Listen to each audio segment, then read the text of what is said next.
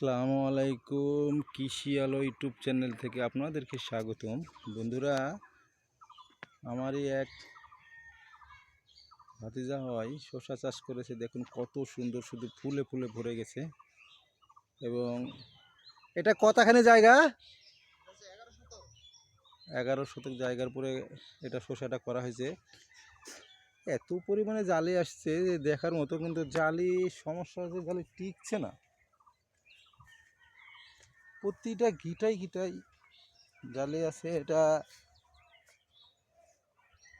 শসাটা তুষারা। গোটা জমিটার আমি ভিডিও করে আপনাদেরকে দেখাচ্ছি। দেখুন কত সুন্দর এবং খুবই ভালোভাবে এ প্যাটার্ন মাচা করেছে এবং দেখার মতো।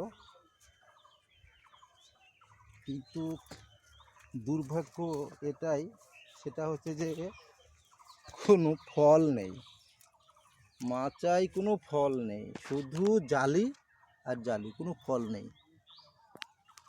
আপনারা দেখতে পাচ্ছেন মালচিং দিয়ে করা হয়েছে, অথচ কোনো ফল নেই। মানে এই মাচাটাতে গোটা মাচা খুঁজে 2 কেজি ফল হবে না, শুধু জালি আর জালি।